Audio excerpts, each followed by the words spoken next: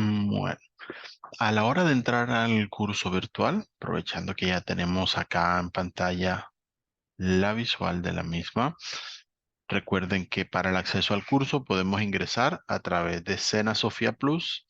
También pueden utilizar, aprovechando un momentico para mostrarla allí, la dirección sena.territorio.la y de esa manera podrán tener acceso a sus cursos virtuales.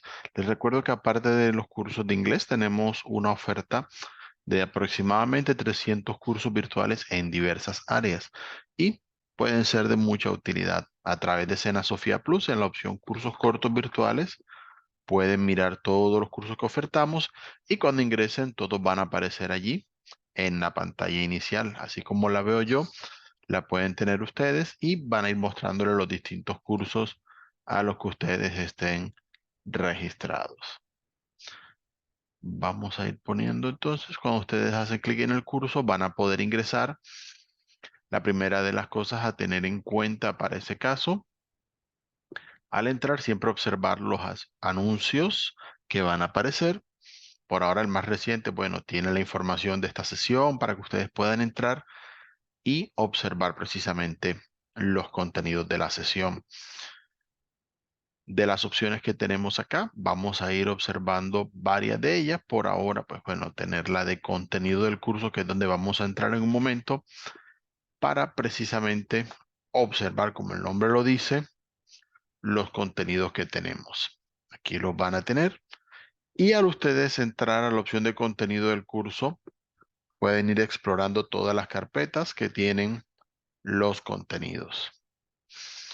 La primera de ellas, que es la que muestra la información general, nos va a mostrar el diseño curricular, donde tenemos toda la información al respecto de lo que es este curso virtual, todos los objetivos, el planteamiento pedagógico y también vamos a ver la parte de información del programa. Aquí lo van a tener en formato de video para aquellos que les interese esta parte y tenemos el enlace al PDF que acabamos de comentar.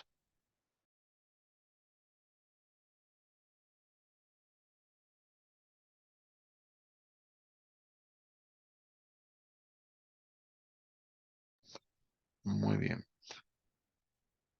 Entonces, a la hora de ver la información del programa, algunas cosas a tener en cuenta para aquellos que de pronto están apenas comenzando. Les recuerdo, tenemos en los cursos virtuales del SENA aproximadamente, bueno, tenemos actualmente 13 niveles, los cuales tienen una duración estimada, por si acaso, de 48 horas, aunque la mayoría de estudiantes normalmente no requiere todo ese tiempo, pero la idea es que ustedes puedan tener dentro de cada espacio de aprendizaje el tiempo suficiente para entrar, observar los contenidos, estudiarlos, repasarlos, participar en las evidencias que correspondan y obviamente mirar sus resultados al respecto.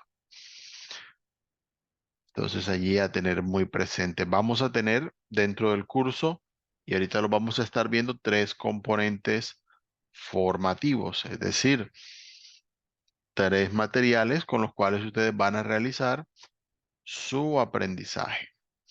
Aquí en la información del programa y ustedes lo podrán mirar más en detalle al explorar el curso, van a poder ver lo que cada uno de estos componentes les va a ayudar a desarrollar en sus habilidades. Entonces espero que tengan en cuenta esa parte para que ustedes lo puedan realizar. Ya saben que en este caso tenemos un aprendizaje que está basado precisamente en la formación por competencias, como es característico del SENA, y vamos a tener un proyecto que vamos a estar trabajando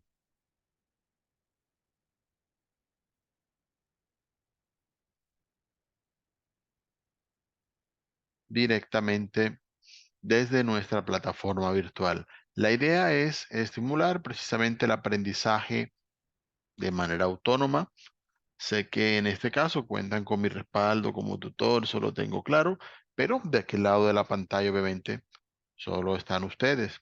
Recuerden que ustedes son el centro de su aprendizaje y por eso tratamos siempre de tener herramientas que les ayuden a que ustedes puedan trabajar todo su aprendizaje de manera autónoma.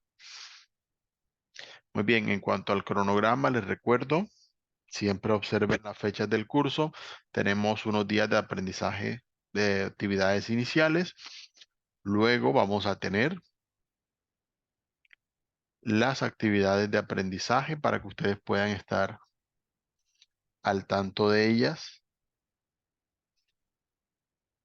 Después de estas actividades de aprendizaje, vamos a tener unos días adicionales antes de las fechas de cierre. Recuerden observar su cronograma para mirar que las fechas de cierre del curso las tengan claras, lo mismo que cada una de las actividades de aprendizaje.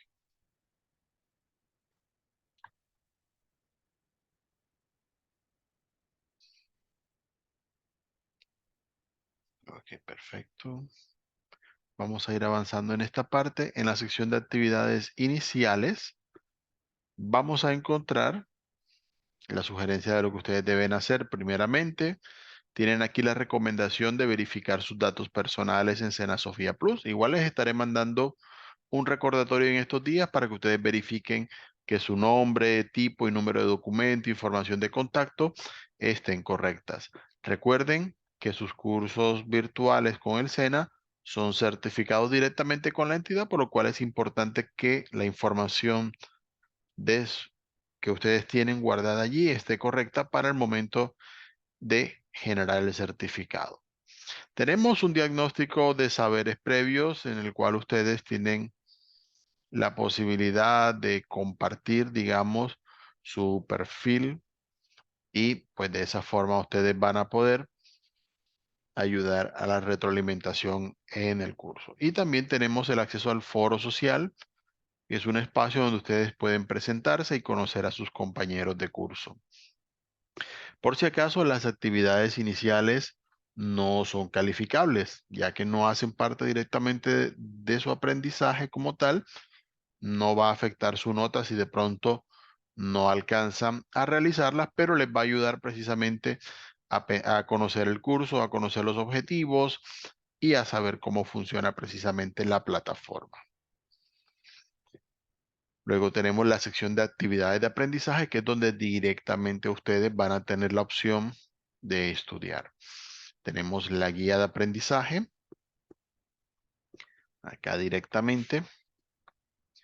En ella vamos a tener la posibilidad de observar todos los objetivos, competencias y resultados que vamos a estar siguiendo. Tiene una presentación acerca de cómo está organizado el curso y de la misma forma van a tener aquí toda una explicación acerca de los distintos materiales y las evidencias que deben realizar para aprobar el curso. Recuerden, antes de realizar cualquiera de las evidencias, mirar las instrucciones que aparecen en la guía para que de esta forma tengan un aprendizaje mucho más sencillo. Luego de esto aparecen los tres componentes formativos. El primero se llama This is where I live. El segundo se llama These are the things that are around me. Y el tercero, These are my hobbies. En cada uno de ellos ustedes van a poder estudiar distintas temáticas, van a tener la opción de conocer más vocabulario, contenidos y van a ver ejercicios para practicar. Ahorita vamos a ver el primero de ellos en esta sesión, así que ténganlos muy presentes. Luego de esto van a tener la parte de, ahí sí, las evidencias de aprendizaje. En estos casos, cuando los vayan a realizar, así como ocurre acá, van a tener la opción de ver cuál es la evidencia a enviar y dependiendo de lo que haya habido en la guía, ustedes pueden enviar el archivo o el enlace en algunos casos, si se da la oportunidad, con su participación. Entonces, les recuerdo para que lo tengan muy presente, así como vemos acá, está la parte de las evidencias. Para cada uno de los componentes corresponde cada una de las actividades de aprendizaje. En cada una de esas semanas de aprendizaje, como las vimos en el cronograma, va a haber una o dos evidencias con las cuales se va a ir evaluando su desempeño. Para hacer las evidencias, por favor, que hayan estudiado previamente el componente formativo y que tengan claros los temas que han estudiado. Si no, no hay problema, regresan, repásenlo, porque ya cuando realicen las evidencias, ahí sí van a ser calificados y la idea es que ustedes puedan tener un buen desempeño y obviamente que puedan demostrar que tienen claro todo lo que han ido aprendiendo hasta ese punto en el curso. Entonces, para esta parte, en el primer componente formativo, estudiarlo antes de hacer esta primera evidencia. Para las evidencias test y la evidencia sobre describir gustos que aparecen en la actividad 2, al haber estudiado al menos los dos primeros componentes formativos, y para la evidencia de videopresentación, haber estudiado todos los componentes. Algunos estudiantes estudian los tres componentes formativos antes de hacer todas las evidencias. No hay problema, ustedes también lo pueden organizar de esa manera según ustedes sientan es más fácil. En la parte de la evaluación les recuerdo, el SENA no maneja directamente números, sino que una vez se cumplen los requisitos, los criterios que se tienen en cuenta para su aprendizaje, inmediatamente ustedes tienen la aprobación de la evidencia. De igual modo, yo les voy a dejar la retroalimentación, comentarios sobre sus participaciones, pero una vez ya está aprobada, no es necesario realizarla nuevamente, ya que la nota no sube, o se aprueba o no se aprueba. Tenemos acá la carpeta de sesiones en línea. Vamos a cortarlas otra un poquito para que sea más fácil. En sesiones en línea vamos a tener dos opciones. Una que es los enlaces a las sesiones en línea, como aparecen aquí. Y la otra tiene las grabaciones de las sesiones. Ya cuando terminemos esta sesión, más tardecito la grabación va a estar disponible en esta parte. Tenemos acá el enlace a la biblioteca CEN, aquellos que la quieran conocer. Hay recursos no solo de inglés, sino de muchas áreas de conocimiento y la pueden observar acá directamente.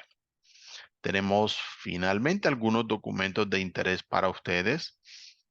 Vamos a mirar qué es Sofía Plus, para aquellos que de pronto no lo hayan tenido claro, que sé que su registro en el curso fue a través de esa plataforma, pero es bueno que sepan todo lo que se puede hacer en ella. Una guía para el uso de los foros, que ahorita los vamos a ver. Tienen acá lo que es reglamento, derechos y deberes de ustedes como aprendices virtuales, cómo descargar el certificado una vez aprueben el curso y tienen un manual para aquellos que de pronto quieran mirar más detalles sobre lo que es el manejo de la plataforma. Entonces eso es en general lo que conseguimos a través de la parte de lo que es el contenido del curso. Vamos a ir mirando en esta parte. Ya que hemos mirado el contenido del curso, vamos un momento a mirar el curso como tal.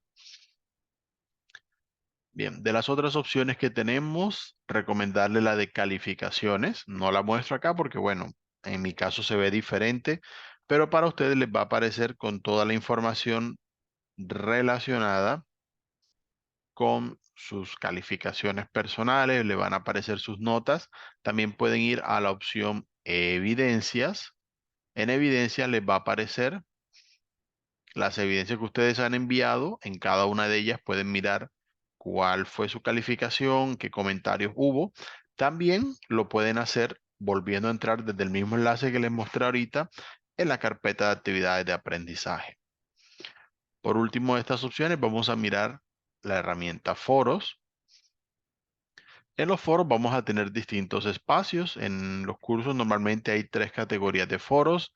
El foro social, que es donde ustedes pueden presentarse, pueden ver las presentaciones de sus compañeros, de su instructor y hacer comentarios allí al respecto.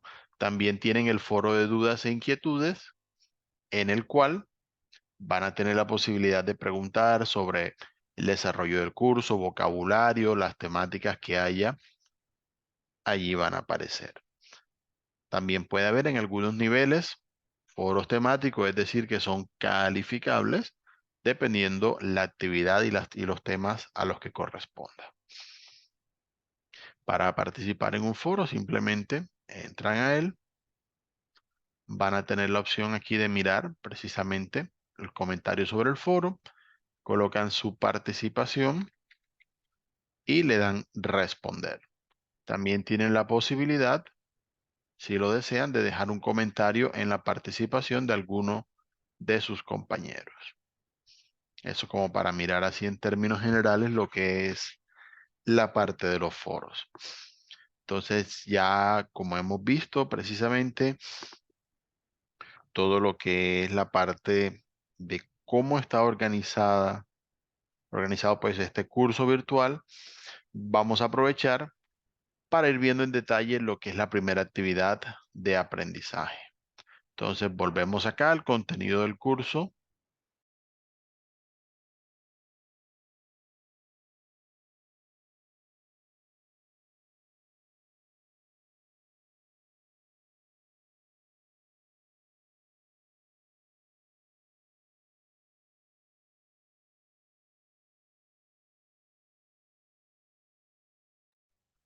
Muy bien.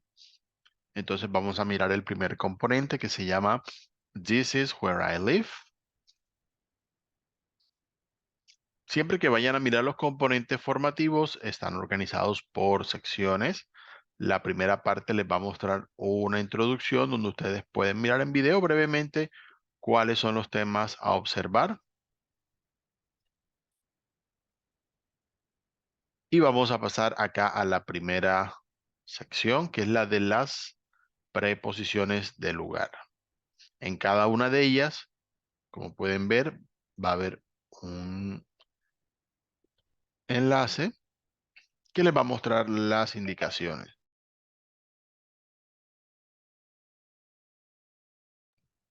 Bien, las primeras tres preposiciones normalmente se estudian juntas, así que bueno que los puedan tener allí detallado. Son las preposiciones in, on y at. Muchas veces estas preposiciones se traducen como en, pero tienen significados que son un poco diferentes entre sí cuando hablamos de lugares. Entonces vamos a verlas de manera más detallada. En el caso de in, siempre vamos a hablar de espacios que están bien delimitados, que son cerrados o que son espacios abiertos, pero que tienen un límite específico, que son cerrados, como cuando hablamos de edificios, conjuntos residenciales, por ejemplo, vamos a tener esa posibilidad allí. Si hablamos de parques que estén bien cerrados, también aplicaría.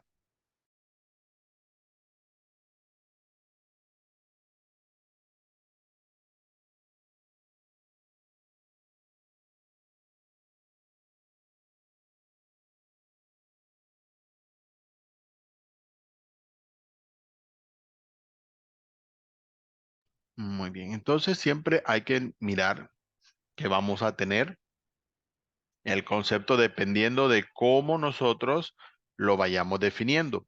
Por ejemplo, cuando tenemos la parte de los lugares, como por ejemplo hablar del barrio, la ciudad, el país, obviamente no existe como tal un espacio físico que uno diga hasta aquí llega, aunque puede haber ciertas delimitaciones, pero son áreas en las que normalmente tenemos claro hasta dónde llega y no vamos a tener problema con decir que estamos en la parte de adentro o no lo estamos con respecto al lugar. Es decir, si yo estoy en Colombia, yo sé cuándo estoy en Colombia y cuándo no.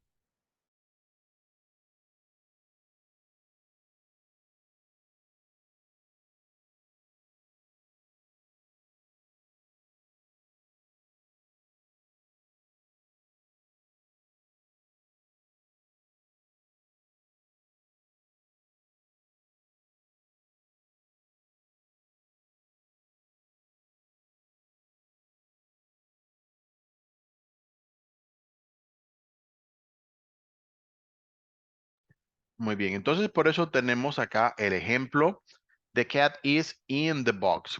El gato está en la caja, está en la parte de adentro. Es fácil determinar cuándo están adentro y cuándo no lo están. Esa es la lógica dentro de la preposición in. Por otro lado, cuando hablamos de on, se refiere precisamente a una de dos. Cuando el lugar al que se hace referencia es una superficie, por lo cual no se está dentro de algo, sino solo sobre el objeto, así como el de arriba. The keys are on the table. Las llaves están en la mesa, están sobre la mesa. También traduce en, como vimos ahorita, pero es diferente. Si algunos le dicen on, si digo the cat is on the box, aprovechando el ejemplo ahorita, significa que la caja está cerrada y el gato está montado encima de ella o la desarmó. Y por lo tanto ya no es un espacio delimitado, sino que está abierta en general y por lo tanto, pues está simplemente allí donde estaba la caja en su momento. Es más o menos la idea. On se puede utilizar con lugares que son abiertos y que no son delimitados, como por ejemplo on a street, en una calle.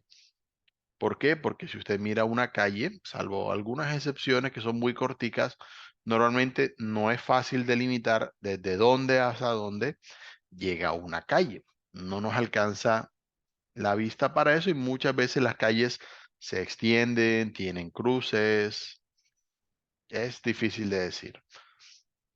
También aplica a lugares que, por ejemplo, hablando de parques que lo decíamos ahorita, son abiertos y no es fácil a simple vista delimitarlo, como cuando vamos a parques naturales, cuando vamos a la playa, también aplica on, porque donde comienza y no determina una playa normalmente no es fácil a simple vista. Algunas sí, pero en la mayoría no.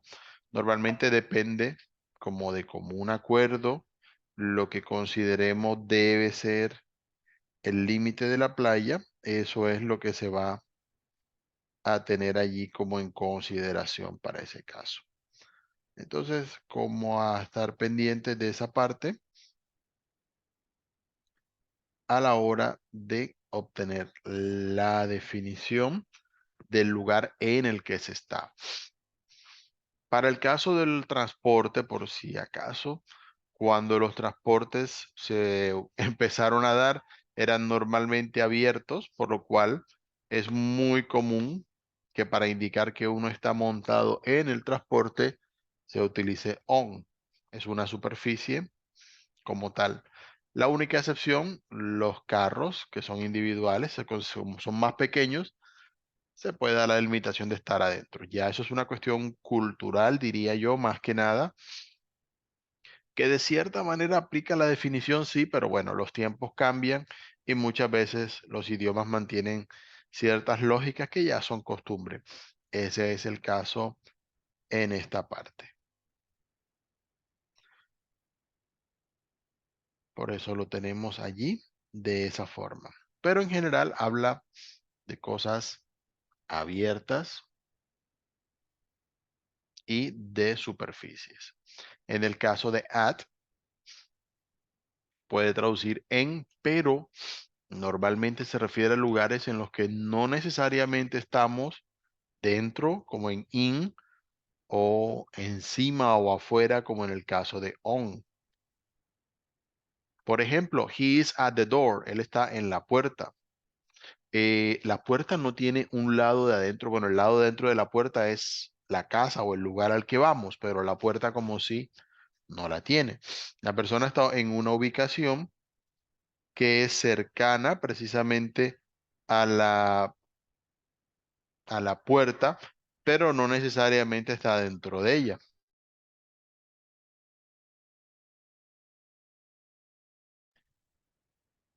Entonces, en esos casos, si la persona está, por ejemplo, tocando y va a entrar, está ahí en la puerta, pero la puerta no tiene un lado. Es decir, ¿qué tan cerca debo estar de la puerta para decir está en la puerta?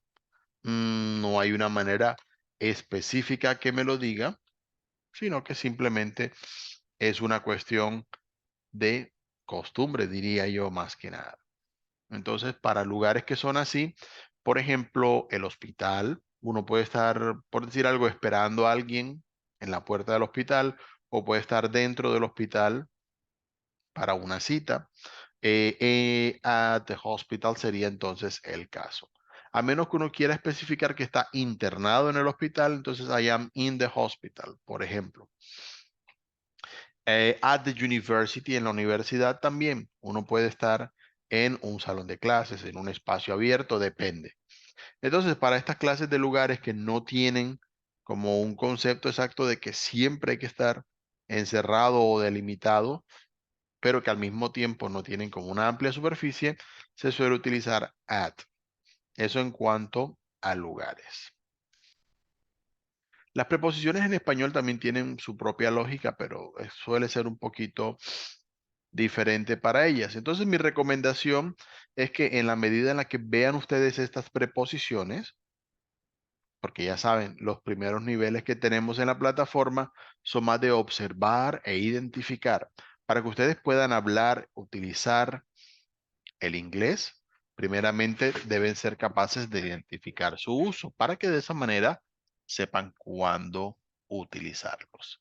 Entonces, por eso les damos todos estos ejemplos de identificación. En la medida que ustedes los vayan viendo cómo se usan, van a poder aplicar precisamente esa misma lógica que ustedes van viendo en los ejemplos para el momento de ponerlo en práctica con sus propias frases. El resto de preposiciones son más directas con respecto a lo que nosotros manejamos en español. Tenemos between, que es entre, simplemente entre una u otra. Por ejemplo, the apple is between the boxes. ¿Ok? Está en la mitad entre dos grupos de cajas en esa parte. Similar a between, tenemos among, que la voy a aprovechar, me salto un poquito y la vemos. Among es cuando algo está en medio de, es decir, hay cosas en distintas direcciones y una de esas es la que estoy haciendo referencia. Por ejemplo, the red box is among brown boxes, está en medio de cajas marrones. No necesariamente en la mitad, pero sí está en medio de ellas. Puede haber muchísimas cajas y una de ellas en algún punto es esa. Mientras que between sí implica, normalmente está a la mitad de ese espacio de lo que estoy buscando. Entonces, como para tener allí más clara esa idea. En el caso de next to, simplemente es cuando algo está al lado. The apple is next to the book. La manzana está allí, al lado del libro. No tiene más que decirle. Pueden encontrar aparte de next to la preposición close también. Tiene un significado similar en esa parte. Um, para ser más específicos, podemos encontrar behind, que significa detrás. If the apple is behind the book, significa que el libro está delante, la manzana está detrás. Y por el contrario, in front of significa delante. Cuándo es detrás y cuándo es delante, ya eso dependerá del punto de vista. Si yo estoy viendo desde este punto a la manzana, yo digo the apple is in front of the book. Si alguien está de aquel lado del libro, dirá que está behind, porque para el punto de vista de ellos está detrás. Estas cosas son relativas, así que obviamente dependerán del contexto en el que ustedes estén hablando. Por si acaso, para que no se vayan a limitar mucho en esa parte. Vamos a encontrar under, que es debajo. Así como aparece aquí, this apple is under the table. Está con distancia en un nivel inferior con respecto al punto de referencia que aparece allí.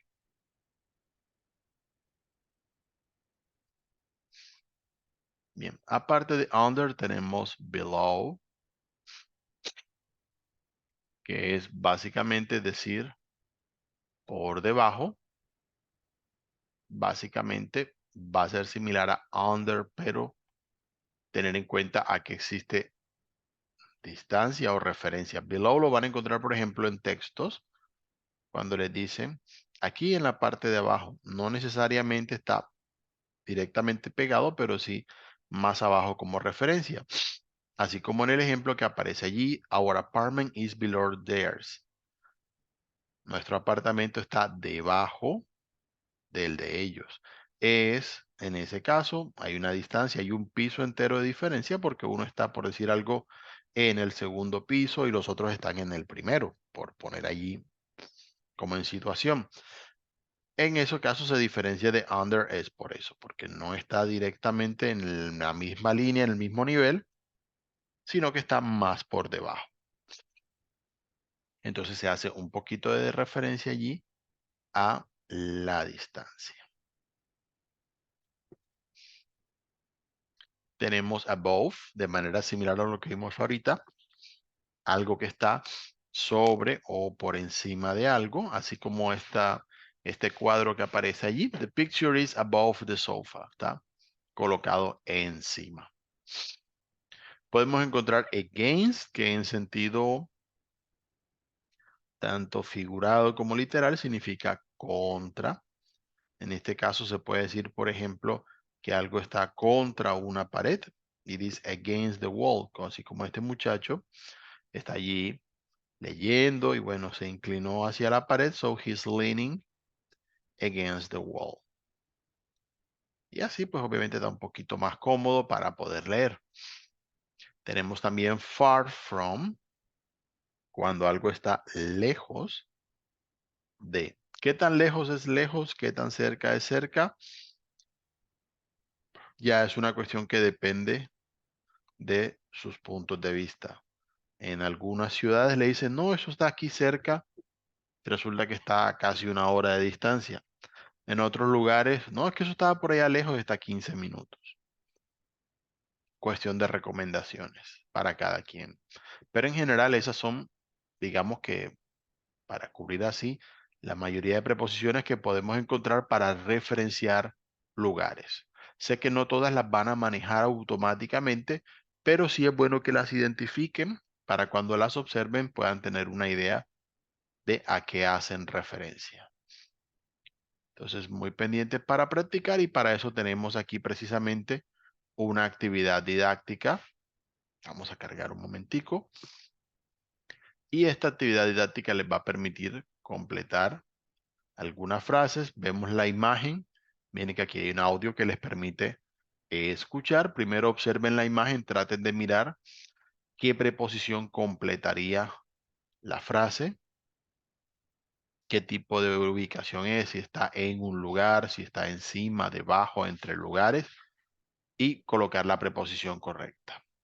Luego pueden hacer clic en verificar respuesta para asegurarse de que la respuesta vaya a estar precisamente correcta. Recuerden que los ejercicios que hacen en los componentes formativos no son calificables y por lo tanto, si algo no les sale bien, no les va a afectar la calificación. Así que háganlo con confianza y precisamente les sirve para mirar también si hay muchas dudas al respecto de los temas que están viendo. Ahí enseguida estos ejercicios les ayudan a verificar que deben repasar nuevamente lo que están viendo. Entonces, muy atentos siempre a lo que aparezca en los componentes formativos para que ustedes no vayan a sufrir después al momento de hacer las evidencias. A la siguiente sección, en la cual vamos a tener allí una presentación sobre lo que son las WH questions.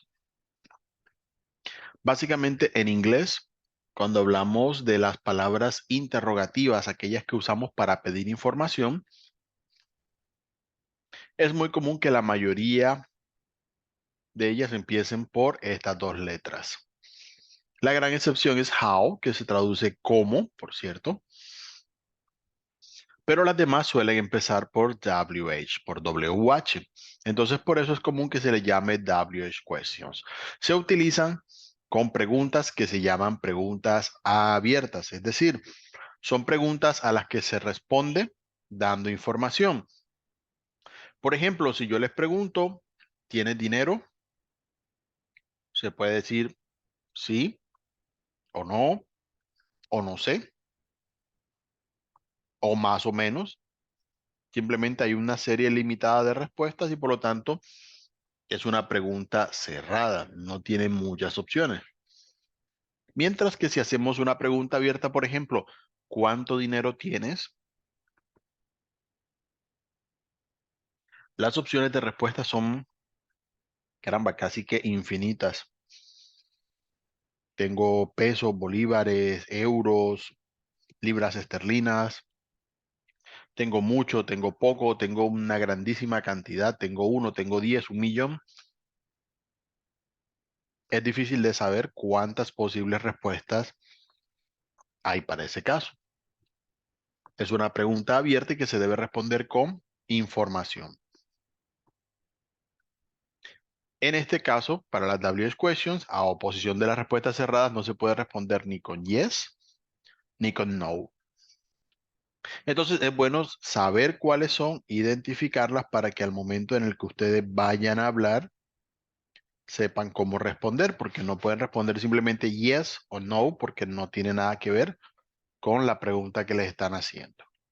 Entonces, al escuchar estas, deben estar preparados para dar información específica.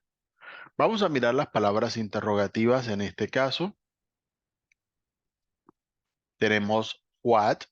What puede traducir, vamos a empezar por esta, puede traducir qué o puede traducir cuál, como cuando te pregunto cuál es tu nombre, pero básicamente van a preguntar información general. Simplemente identificación de personas, objetos, es lo que se hace con esta pregunta. Tenemos when, que traduce cuándo, así que se utiliza para momentos, tiempo. Es lo que tenemos como referencia en esta parte. Tenemos who, que traduce quién, y se utiliza literalmente para personas. Es donde más lo vamos a utilizar. Tenemos where. Where traduce dónde y se refiere precisamente a lugares. Vamos a preguntar ubicaciones, sea en sentido literal o figurado. ¿Sí? Como cuando dice, ¿dónde iremos a llegar con esto? Bueno, tenemos why, que traduce por qué,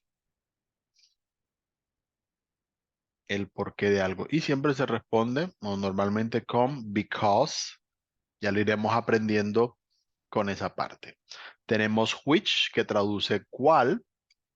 La diferencia entre what y which cuando traducen cuál es que which se utiliza cuando tenemos dos opciones o un número corto limitado de opciones con las cuales podemos responder. Entonces, muy atentos a eso. Por decir algo, estamos de compras, por ejemplo, y me dicen, which shoes do you want? The black ones or the blue ones? ¿Cuáles zapatos quieres? ¿Los negros o los azules? Hay dos opciones y debo escoger entre esas opciones ya conocidas. Pero si pregunto, eh, ¿y cuál color te gusta en zapatos? Ya en ese caso, puede haber múltiples opciones de color. Entonces, what color do you like for your shoes? Ya no pregunto which porque no es una serie limitada de opciones, sino que nuevamente la información se abre. Tenemos whose, que es para preguntar de quién. Me encuentro algo en el suelo y pregunto, who's this? ¿De quién es esto? How, que como dijimos, traduce como, y si se dan cuenta es la única de las que tenemos aquí, que no empieza por WH. Y how se puede combinar con otras palabras para preguntar, como cuando preguntamos en español, qué tanto o cuán es el caso. Vamos a escribir un momentico. Hacemos aquí una pequeñita anotación, no me demoro mucho. Cuando tenemos how, podemos utilizarlo con, por ejemplo, how much o how many. cuando traducen cuánto. How much money do you have? ¿Cuánto dinero tienen? Por ejemplo.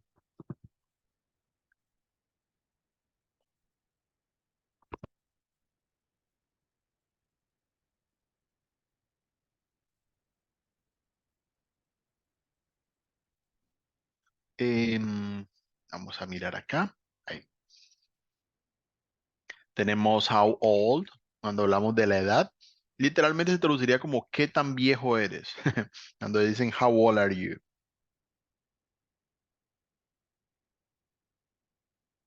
Entonces lo vemos acá de esa manera. Podemos preguntarle a una persona, how tall are you? ¿Qué tan alto eres? Para que sepan cuando le van a preguntar a alguien. Y con eso pregunta las referencias de cantidad para ese caso. ¿Ok?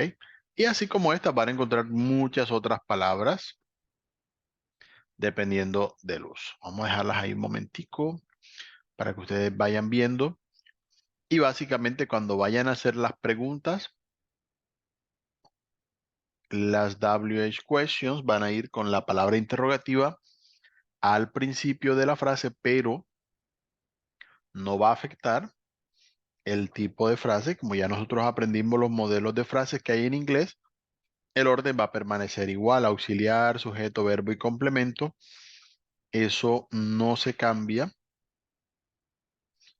por las condiciones, digamos, de lo que puede haber allí, sino que el resto de la pregunta permanece igual. Ya ustedes saben que el orden de sujeto, verbo y complemento es fijo para las frases en inglés. El único verbo que a veces no hace eso es el verbo to be, por eso es que lo enseñan tanto aparte, pero normalmente igual si sigue esa norma, excepto en las preguntas. Eh, Eso para aquellos que de pronto todavía tengan dudas al momento de organizar frases, recuerden que el orden de estas palabras en la frase siempre suele ser el mismo para que de esta manera se vayan tomando ya confianza en esta parte. Muy bien. Entonces acá podemos tener algunos ejemplos, por decir algo con la palabra where para hablar de lugares. Where do you put your shoes? ¿Dónde pones tus zapatos? Habla de un lugar. Where do you go on vacation? ¿A dónde vas en vacaciones? Bueno, si es que tienen vacaciones, esperemos que sí. Where do you study? ¿Dónde estudias? Puede haber la pregunta si viene al caso. Where is the apple? ¿Dónde está la manzana? Bueno, ya esta es otra manzana, no es la del ejemplo de ahorita. Pero podemos responder con información. Oh, the apple is between the boxes. Al ser una pregunta abierta, debemos responder con información. Si preguntan where is the apple, no podemos responder yes, no podemos responder no, porque no serían respuestas válidas para esa pregunta. Entonces, muy atentos al momento de responder. Y bueno, vamos a borrar ya ahora sí lo que anotamos para dejar limpia esa parte. Tenemos un ejercicio hablando de palabras interrogativas que se llama Where is it? En esta actividad didáctica van a poder arrastrar y soltar palabras. Si ven, aparecen algunas respuestas. Aquí a la izquierda van las preguntas. Miren las imágenes. Las imágenes les van a dar una idea de lo que dice la respuesta por si tienen dudas. Siempre recuerden buscar el vocabulario para ir agregando nuevas palabras según vayan apareciendo. Eh,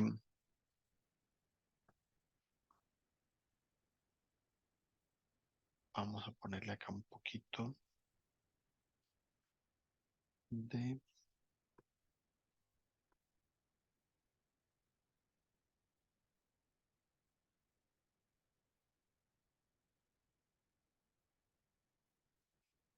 Permítame un momentico.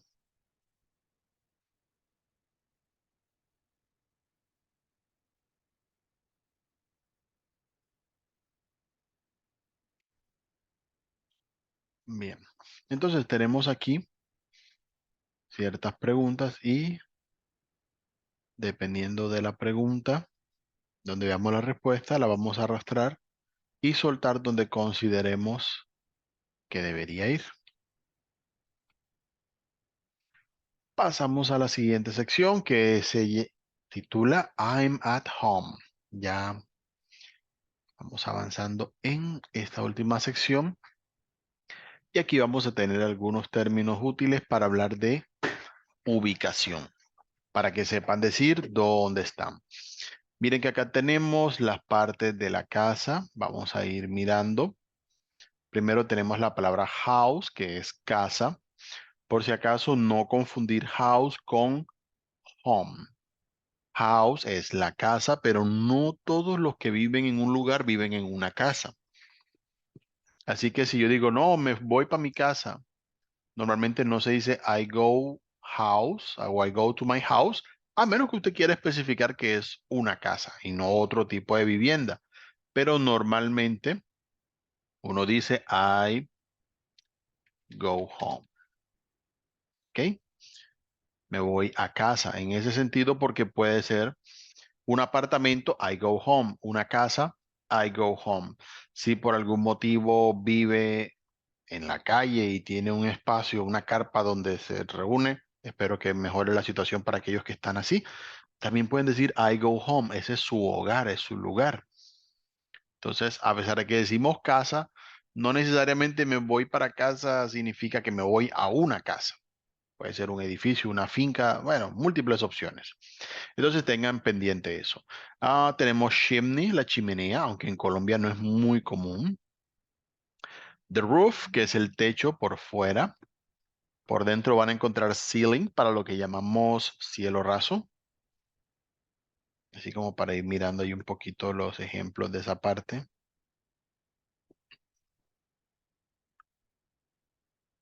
Muy bien. Tenemos balcony, el balcón. Si tiene su casa con balcón. Garden, el jardín, para aquellas casitas que tienen ese espacio al frente. Puede haber front yard o backyard, si viene al caso, patio frontal o trasero, para aquellos que tienen ese espacio allí en esa parte. Esto es un concepto más norteamericano que otra cosa, que es donde es común que las casas sean abiertas, en el sentido de que no hay una delimitación como hacemos aquí, normalmente con paredes para separar una propiedad de otra. Entonces pues, suele haber espacios delanteros y traseros que son abiertos. Tenemos door, la puerta por donde van a entrar. Podemos tener path para un sendero, un espacio por donde uno camina. Esto especialmente para las casas que tienen jardines es muy importante. Tenemos the mailbox, el buzón del correo. Hoy en día no muchos lo tienen. Allí es donde le dejan a uno las cartas, paquetes y demás. The driveway, la calzada o la entrada por la que van a entrar los autos, normalmente hacia un parqueadero. En este caso, ahí tenemos garage para esa parte. La palabra garage se puede utilizar para el parqueadero que tenemos para el carro, el garaje de la casa. En algunos contextos puede significar taller, en el sentido de ir al garaje que tiene, por así decirlo, el mecánico, que es donde arregla los vehículos. Y tenemos acá window, la ventana. Así como para tener algunas palabritas, ¿cierto? Que nos van dando la idea del concepto. Mirando por dentro de la casa también tenemos más cosas a considerar. Podemos tener una nursery room, si es una habitación de bebé. La palabra room significa habitación por sí sola, así que les podemos dar varios usos. A nursery es más que nada la habitación que adaptamos para que nuestro bebé esté bien cuidadito con su cuna y con todas sus cosas. Tenemos attic para las casas que tengan un ático arriba, en el último piso. Tenemos bedroom, la habitación. Bed significa cama, así que es básicamente el dormitorio, la habitación donde vamos a dormir. Puede haber, así como aparece en el ejemplo, una main bedroom, una habitación que sea la principal. Normalmente las casas tienen como un cuarto que es más grande y los otros ya sí son más normalitos. Tenemos kitchen, la cocina. Ya aparece el buen ejemplo. Tenemos laundry room. Si la casa es lo suficientemente grande, hay un cuarto que es para lavado. No todo el mundo tiene eso, pero puede haberlo. Tenemos basement, el sótano, así como aparece aquí. Vamos a encontrar living room, la sala. Ya tenemos el televisor, el sofá, todas estas cosas. Si llega a haber comedor, entonces sería dining room. Dining, de dinner, de cenar. Normalmente en los países de habla inglesa, el momento del día donde es más común que haya, digamos, interacción entre las personas y se reúnen a comer juntas es normalmente a la hora de la cena. Así que tiene mucho sentido que le digan dining room a ese lugar. Normalmente en el contexto de los países de habla inglesa, por ejemplo, en el caso de Estados Unidos, la gente se va a trabajar en las mañanas. Muchas veces el turno de trabajo empieza antes que el de colegio. Es común que los colegios entren un poco más tarde. Es muy raro encontrar en estos países colegios que inician tipo 6:30, 7 de la mañana como aquí. Entonces, bueno, cuestión cultural. El almuerzo, normalmente los chicos almuerzan en los colegios. Aquí en Colombia hay algunos lugares donde los encontramos, no en todos, pero ya la cena sí es en familia. Si algún día prestan atención a las películas de Hollywood, verán eso. Normalmente la familia se reúne ya es en la noche a comer. Garage, el garaje, ya lo habíamos visto. Bathroom, si necesitan un baño. En el contexto de lo que son restaurantes y lugares públicos en general, vamos a encontrar la palabra restroom. Ya estaba aquí, ¿qué pasó? Ahí, restroom. ¿Qué sería el baño? Pero es el baño no el que tiene ducha ni demás, sino el que encontramos en un lugar público que tienen normalmente para lavarse las manos, para hacer las necesidades y ya. Tenemos home office. Ah, bueno, si tienen una oficina en casa, eso después de todo lo ocurrido en los últimos años se ha vuelto más común. En mi caso, pues bueno, tengo un espacio en casa desde hace un tiempo, eh, trabajando directamente con el SENA. Así que bueno, ya uno va haciendo el espacio en su hogar. Pero básicamente es un espacio para poder trabajar, hacer videollamadas y demás.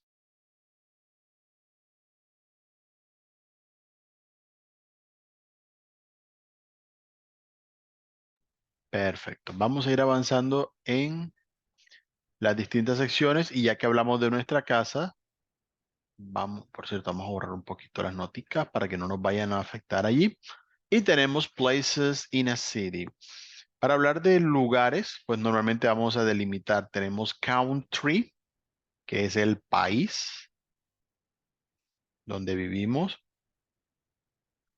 A veces la palabra country, como por sí sola, se refiere al país, pero en el sentido del campo, nuestra tierra, nuestro terruño. Por eso es que la música que es típica de pueblo, de fincas, de ranchos en inglés, suele tener el nombre de música country, porque precisamente como se le llama a estos lugares, zonas que son más de pueblo, para entender la diferencia. Tenemos state, el estado, nosotros tenemos departamentos, pero ya eso cambia de país a país. En Estados Unidos tenemos states, en algunos países tenemos shires, provinces, depende, y que no se compliquen por esa parte. Pero es más común decir state porque es como más estándar. Incluso en español no hay como, digamos, oficialidad. En algunos encontramos estados, aquí encontramos departamentos, en Ecuador son provincias y así sucesivamente. Tenemos city, digamos, un lugar más grande como la ciudad y town como el pueblo, un lugar más pequeño. Como para ir teniendo la idea acerca de cómo se usan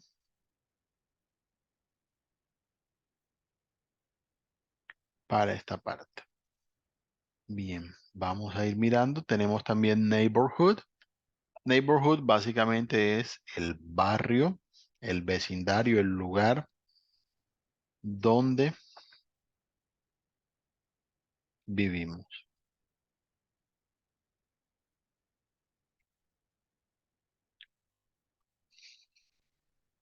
Muy bien. Vamos a mirar algunos lugares que puede haber en sus alrededores. Recuerden que muchas veces las cosas son culturales.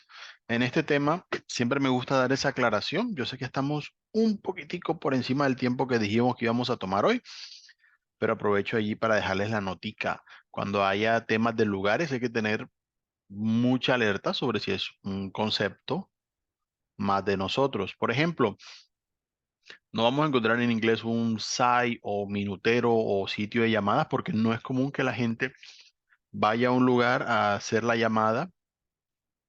Ya eso no lo hay. Lo hubo en la época de pronto de cuando había las líneas fijas, pero aquí vamos a lugares donde recargamos el celular, donde hacemos llamadas. Bueno, no hay un equivalente como tal en inglés para eso, tocaría explicar. Entonces, si tienen alguna pregunta sobre lugares, recuerden, siempre pueden preguntar en los foros que ahorita los vimos. Y obviamente yo voy a estar pendiente de dejarles la recomendación. Recuerden no traducir todo literalmente para que no vayan a tener problema.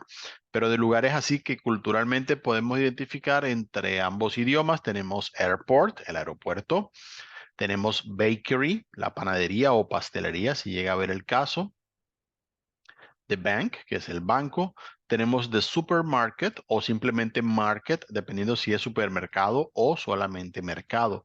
Y sí, también hay mini market, por supuesto, para aquellos que tienen la referencia allí directamente en inglés. Tenemos hospital, a veces hay clinic, dependiendo si es público o privado. Tenemos hotel, ahí está. Tenemos a parking lot o a car park para tener un sitio donde estacionarse, cosas que escasean en las ciudades colombianas.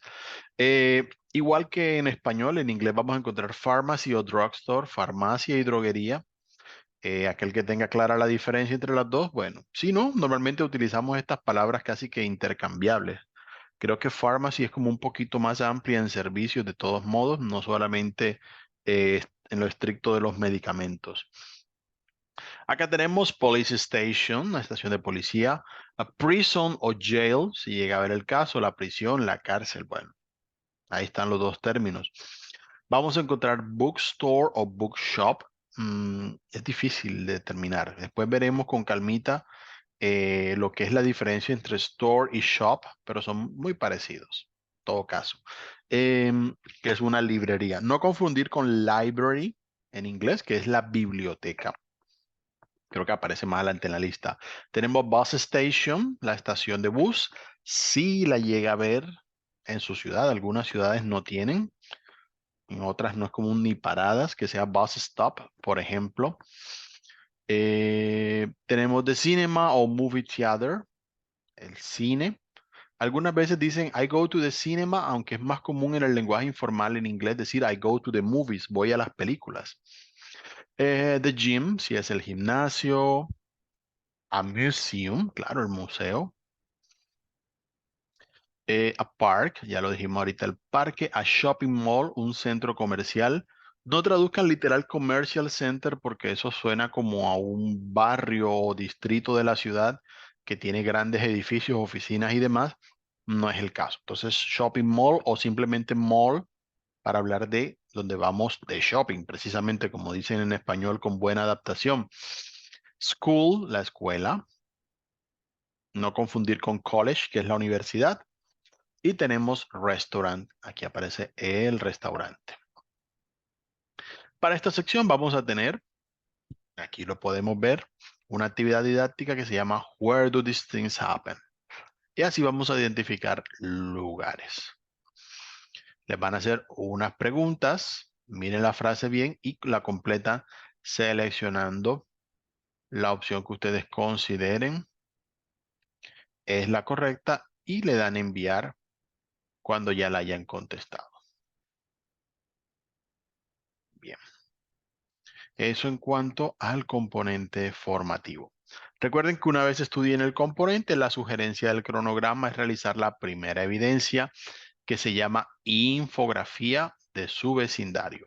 Simplemente van a actividad de aprendizaje 1 y para enviar le dan a ver evidencia. Pueden hacer clic aquí en este botón rojo para mirar cuáles son los criterios de evaluación a tener en cuenta y vamos a mirar la guía para que ustedes puedan tener instrucciones sobre cómo realizarlas. ¿Ok? Vamos a mirar, aquí aparece, miren, de acuerdo a la temática que vimos en el componente formativo, va a realizar una infografía, es decir, una presentación con imágenes y textos sobre su barrio usando las preposiciones del lugar. Básicamente exponer que queda cerca de su casa, enfrente, detrás de ella. Pueden hacerlo en PowerPoint, si viene en su computador o en Word. Pueden hacerlo en línea, en Canva, en Trello, cualquier sitio que sea de su gusto. Pueden mandar el documento o si está público, pueden mandarme el link. A algunos les gusta hacerlo en Canva porque Canva permite compartir el link y uno simplemente va y lo mira en línea. Pueden compartirlo de Prezi si les gusta también. Hay varios sitios de esa manera. El que ustedes sientan que manejan mejor, lo pueden hacer de esa parte. Recuerden utilizar las preposiciones del lugar y utilizar el vocabulario sobre lugares. Realizan el texto de la presentación, recuerden hacer una visual, ya que vamos a hablar de una infografía, con imágenes que vayan dándoles la referencia. Pueden hacerlo a manera de diapositivas también, estilo PowerPoint, no hay problema en esa parte, ya que lo más importante es mirar su desempeño en ese